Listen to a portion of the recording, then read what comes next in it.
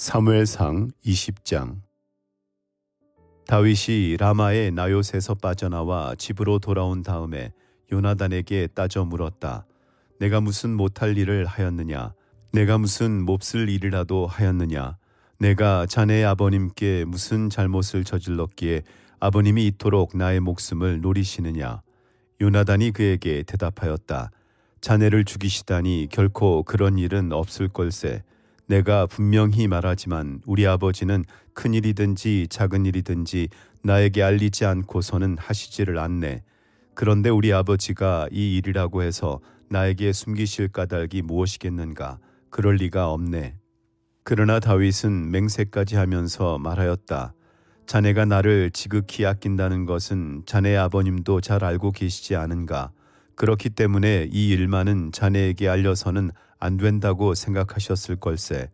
자네가 알면 매우 슬퍼할 테니까 말일세. 주님께서 살아계시니 내가 자네에게 분명히 말하겠네. 나와 죽음 사이는 한 발짝밖에 되지 않네. 요나단이 다윗에게 제안하였다. 자네의 소원을 말해보게. 자네를 돕는 일이면 무엇이든지 하겠네. 다윗이 요나단에게 대답하였다. 내일은 초하루일세. 내가 임금님과 함께 앉아서 식사를 해야 하는 날일세. 그러나 내가 외출을 할 수 있도록 주선하여 주게. 나가서 모레 저녁 때까지 들녘에 숨어 있겠네. 그랬다가 만일 자네의 아버님이 내가 왜 안 보이느냐고 물으시거든. 그때 자네는 내가 우리 고향 베들레헴으로 가서 온 가족과 함께 거기에서 매년제를 드릴 때가 되어 급히 가보아야 한다고 말미를 달라고 해서 허락해 주었다고 말씀드려 주게. 그때에 자네 아버님이 잘했다고 말씀하시면 나에게 아무런 화가 미치지 않겠지만 자네 아버님이 화를 내시면 나를 해치려고 결심하신 것으로 알겠네.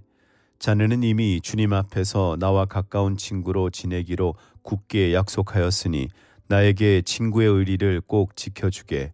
그러나 나에게 무슨 허물이 있다면 자네가 직접 나를 죽이게. 나를 자네 아버님께로 데려갈 까닭이 없지 않은가? 요나단이 대답하였다. 결코 그런 일은 없을 걸세. 우리 아버지가 자네를 해치려는 결심을 한 줄을 알고서야 내가 어찌 그것을 자네에게 곧 알려주지 않겠는가? 그러나 다윗은 요나단에게 물었다. 혹시 자네의 아버님이 자네에게 화를 내면서 대답하시면 누가 그것을 나에게 알려주겠는가? 요나단이 다윗에게 말하였다. 자, 가세. 들로 나가세. 둘은 함께 들로 나갔다. 요나단이 다윗에게 약속하였다. 주 이스라엘의 하나님이 우리의 증인이시네. 내가 내일이나 모레 이맘때에 아버지의 뜻을 살펴보고 자네에게 대하여 좋게 생각하신다면 사람을 보내어 알리겠네. 아버지가 자네를 해치려 한다는 것을 내가 알고도 그것을 자네에게 알리지 않아서 자네가 안전하게 피신하지 못하게 된다면 주님께서 이 요나단에게 무슨 벌을 내리셔도 달게 받겠네. 주님께서 나의 아버지와 함께 계셨던 것처럼 자네와도 함께 계시기를 바라네. 그 대신 내가 살아있는 동안은 내가 주님의 인자하심을 누리며 살 수 있게 해주게. 내가 죽은 다음에라도 주님께서 자네 다윗의 원수들을 이 세상에서 다 없애버리시는 날에라도 나의 집안과 의리를 끊지 말고 지켜주게. 그런 다음에 요나단은 다윗의 집안과 언약을 맺고 말하였다. 주님께서 다윗의 원수들에게 보복하여 주시기를 바라네. 요나단은 다윗을 제 몸처럼 아끼는 터라 다윗에게 다시 맹세하였다. 요나단이 다윗에게 약속하였다.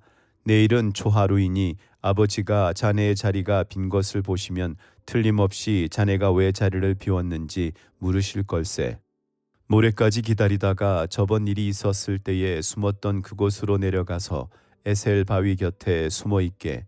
그러면 내가 연습 삼아 어떤 표적을 놓고 활을 쏘는 것처럼 그 바위 곁으로 화살을 3번 쏘겠네.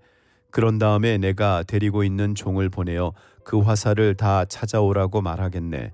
그때에 내가 그 종에게 큰 소리로 너무 멀리 갔다. 이쪽으로 오면서 다 주워오너라 하고 말하면 주님께서 살아계심을 걸고 맹세하겠네. 자네에게는 아무 일도 없을 것이니 안심하고 나오게. 그러나 내가 그 종에게 아직 더 가야 된다. 화살은 더 먼 곳에 있다 하고 말하면 주님께서 자네를 멀리 보내시는 것이니 떠나가게. 오직 우리가 함께 약속한 말에 대해서는 주님께서 길이 자네와 나 사이에 증인이 되실 걸세. 이리하여 다윗은 들녘에 숨어 있었다. 초하루가 되었을 때에 왕이 식사를 하려고 식탁에 앉았다. 왕이 언제나 하듯이 벽을 등진 자리에 앉자 요나단이 왕의 맞은쪽에 앉았고 아브넬은 사울 곁에 앉았다. 다윗의 자리는 비어 있었다. 그런데도 그날은 사울이 아무 말도 하지 않았다.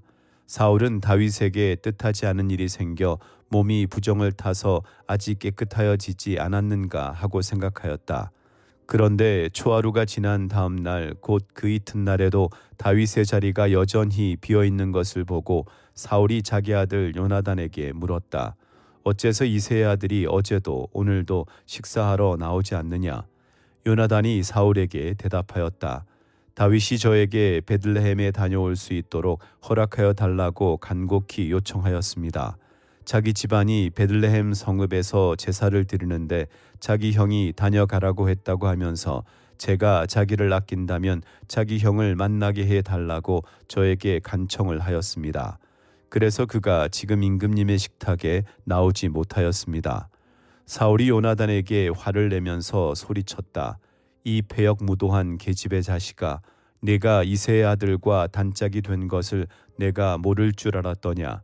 그런 녀석과 단짝이 되다니 너에게도 부끄러운 일이고 너를 낳은 내 어미를 발가벗기는 망신이 될 뿐이다. 이새의 아들이 이 세상에 살아있는 한은 너도 안전하지 못하고 너의 나라도 안전하지 못할 줄 알아라. 빨리 가서 그 녀석을 당장에 끌어오너라. 그 녀석은 죽어야 마땅하다. 요나단이 자기 아버지 사울에게 그가 무슨 못할 일을 하였기에 죽어야 합니까 하고 항의하니 그 순간 사울이 요나단을 찔러 죽이려고 창을 뽑아 겨냥하였다. 그제서야 요나단은 자기 아버지가 다윗을 죽이려고 단단히 벼르고 있다는 것을 알아차렸다. 요나단도 화가 치밀어 식탁에서 일어섰다. 그리고 요나단은 자기 아버지가 다윗을 모욕한 것이 가슴 아파서 그 달에 이틀째가 되던 그날은 하루 종일 아무것도 먹지 않았다. 그 다음날 아침에 요나단은 어린 종을 하나 데리고 들녘으로 나가서 다윗과 약속한 장소로 갔다. 거기에서 요나단은 자기가 데리고 온 어린 종에게 너는 막 달려가서 내가 지금 쏘는 화살을 주워오너라 하고 시켰다. 어린 종이 달려가자 요나단은 그의 머리 위로 화살을 쏘았다. 요나단이 쏜 화살이 떨어진 곳으로 그 어린 종이 달려가자 요나단이 그의 뒤에다 대고 소리쳤다. 아직도 덜 갔다. 화살이 더 먼 곳에 있지 않느냐. 요나단이 그 소년의 뒤에다 대고 계속 소리쳤다. 빨리빨리 서 있지 말고 빨리 달려. 요나단의 어린 종은 화살을 주워다가 자기 상전에게 바쳤다. 그러나 그 어린 종은 아무것도 눈치채지 못하였다. 요나단과 다윗만이 그 일을 알았다. 그런 다음에 요나단은 데리고 왔던 그 어린 종에게 자기의 무기를 주면서 그것을 들고 성읍 안으로 들어가라고 말하였다. 그 어린 종이 성읍 안으로 들어가니 다윗이 그 숨어있던 바위 곁에서 일어나 얼굴을 땅에 대면서 3번 큰 절을 하였다. 그리고 그들은 서로 끌어안고 함께 울었는데 다윗이 더 서럽게 울었다. 그러자 요나단이 다윗에게 말하였다. 잘 가게. 우리가 서로 주님의 이름을 걸고 맹세한 것은 잊지 않도록 하세. 주님께서 나와 자네 사이에서 뿐만 아니라 나의 자손과 자네의 자손 사이에서도 길이 그 증인이 되실 걸세. 다윗은 일어나 길을 떠났고 요나단은 성 안으로 들어갔다. 21장. 다윗은 노브로 가서 제사장 아히멜렉에게 이르렀다. 아히멜렉이 떨면서 나와서 다윗을 맞으며 물었다. 동행자도 없이 어떻게 혼자 오셨습니까? 다윗이 제사장 아히멜렉에게 대답하였다. 나는 임금님의 명령을 띠고 길을 떠났습니다. 임금님이 나에게 임무를 맡기면서 부탁하시기를 나에게 맡기신 임무를 어느 누구에게도 알리지 말라고 하셨습니다. 그래서 부하들과는 약속된 곳에서 만나기로 하였습니다. 그런데 지금 제사장님이 혹시 무엇이든 가까이 가지신 것이 좀 없습니까? 빵 5덩이가 있으면 저에게 주십시오. 그렇게 안 되면 있는 대로라도 주십시오. 그러자 제사장이 다윗에게 말하였다. 지금 보통 빵은 내게 없고 있는 것은 거룩한 빵뿐입니다. 그 젊은이들이 여자만 가까이 하지 않았다면 줄 수가 있습니다. 다윗이 제사장에게 말하였다. 원정길에 오를 때에 늘 그렇게 하듯이 이번에도 우리는 2, 3일 전부터 여자와 가까이 하지 않았습니다. 비록 이번 출정이 보통의 사명을 띈 길이기는 하지만 제가 출정할 때에 이미 부하들의 몸은 정결했습니다. 그러니 오늘쯤은 그들의 몸이 얼마나 더 정결하겠습니까? 제사장은 그에게 거룩한 빵을 주었다. 주님 앞에 차려놓은 빵 말고는 다른 빵이 달리 더 없었기 때문이다. 그 빵은 새로 만든 뜨거운 빵을 차려놓으면서 주님 앞에서 물려낸 것이었다.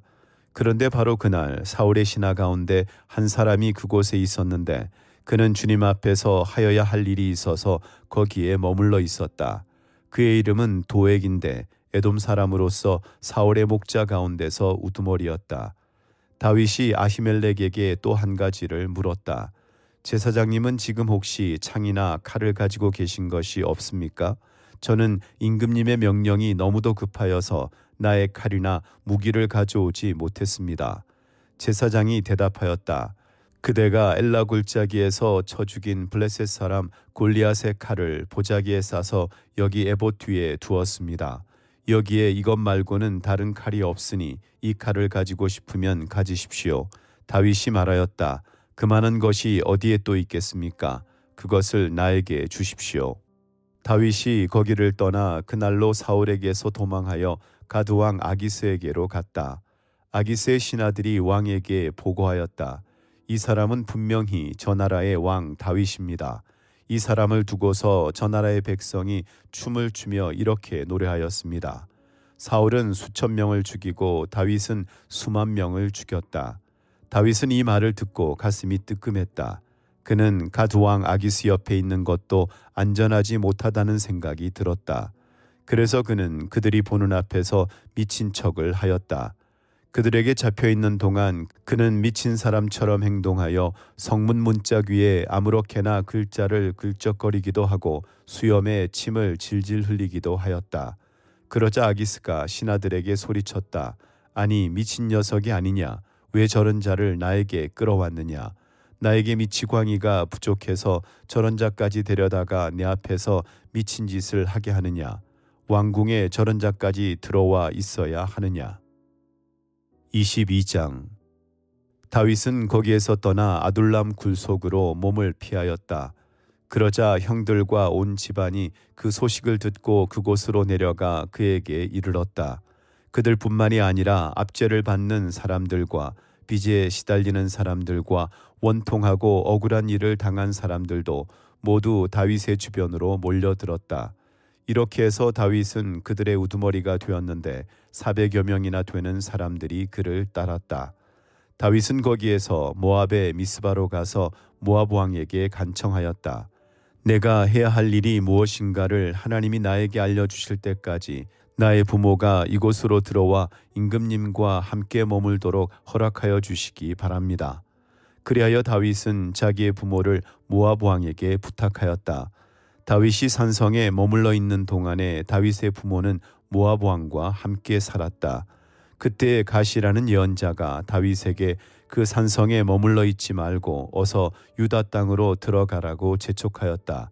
그래서 다윗은 그곳을 떠나서 헤렛 숲으로 들어갔다. 하루는 사울이 기브아 산등성이의 에셀나무 아래에서 창을 들고 앉아 있었다. 그의 신하들은 모두 그의 곁에 둘러서 있었다. 거기에서 사울은 다윗이 부하들을 거느리고 나타났다는 말을 들었다. 사울이 둘러서 있는 신하들에게 호통을 쳤다. 이 베냐민 사람들아 똑똑히 들어라. 이새의 아들이 너희 모두에게 밭과 포도원을 나누어 주고 너희를 모두 천부장이나 백부장으로 삼을 줄 아느냐. 그래서 너희가 모두 나를 뒤엎으려고 음모를 꾸몄더냐. 내 아들이 이새의 아들과 맹약하였을 때에도 그것을 나에게 귀띔해 준 자가 하나도 없었다. 또 내 아들이 오늘 나의 신하 하나를 부추겨서 나를 죽이려고 매복시켰는데도 너희들 가운데는 나를 염려하여 그것을 나에게 미리 귀띔해 준 자가 하나도 없었다. 바로 그때에 사울의 신하들 가운데 끼어 있던 에돔 사람 도액이 나서서 보고하였다. 제가 이세 아들을 보았습니다. 그가 노브로 와서 아히두베 아들 아히멜렉과 만날 때였습니다. 그때 아히멜렉이 다윗이 해야 할 일을 주님께 여쭈어 보고 나서 그에게 먹을 것도 주고 블레셋 사람 골리앗의 칼도 주었습니다. 그러자 왕은 아히두베 아들 제사장 아히멜렉은 물론 노베 있는 그의 집안 제사장들을 모두 불러들였다. 그리하여 그들이 모두 왕에게로 나아왔다. 사울이 호통을 쳤다. 아히두베 아들은 똑똑히 들어라. 아히멜렉이 대답하였다. 임금님 말씀하십시오. 사울이 그를 꾸짖었다. 네가 왜 이새의 아들과 함께 공모하여 나에게 맞서려고 하였느냐? 네가 왜 그에게 빵과 칼을 주고 왜 그가 하여야 할 일을 하나님께 물어서 그가 오늘날과 같이 일어나서 나를 죽이려고 매복하도록 하였느냐? 그러자 아히멜렉이 왕에게 대답하였다. 임금님의 모든 신하들 가운데서 다윗만큼 믿을 만한 사람이 누구입니까? 더구나 그는 임금님의 사위인 동시에 경호실장이며 이 궁중에서 매우 존귀한 사람이 아닙니까? 그가 할 일을 하나님께 엽줍는 일을 제가 오늘에 와서 처음으로 시작한 것입니까? 전혀 그렇지 않습니다. 임금님은 이 종이나 이 종의 온 집안에 아무 허물도 돌리지 말아 주십시오. 이 종은 이런 일은 전혀 아는 바가 없습니다. 그런데도 왕은 이런 선언을 내렸다. 아히멜렉은 들어라. 너는 어쨌든 너의 온 집안과 함께 죽어 마땅하다. 그리고 왕은 자기 곁에 둘러서 있던 호위병들에게 명령하였다. 너희는 당장 달려들어 주님의 제사장들을 죽여라.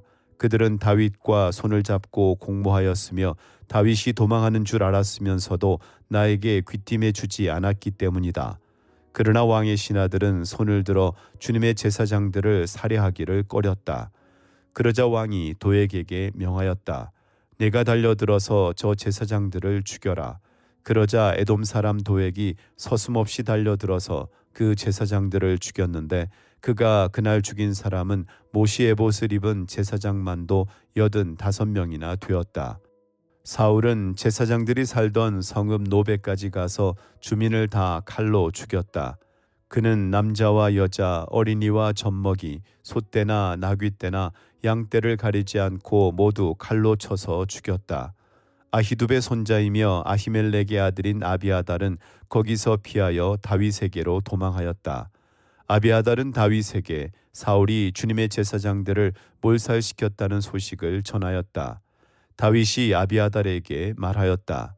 그날 내가 에돔 사람 도액을 거기에서 보고서 그가 틀림없이 사울에게 고자질하겠다는 것을 그때에 이미 짐작하였소. 제사장의 집안이 몰살당한 것은 바로 내가 책임져야 하오. 이제 두려워하지 말고 나와 함께 지냅시다. 이제 나의 목숨을 노리는 사람이 바로 당신의 목숨을 노리는 사람이기도 하니 나와 함께 있으면 안전할 것이요. 하나님의 말씀입니다.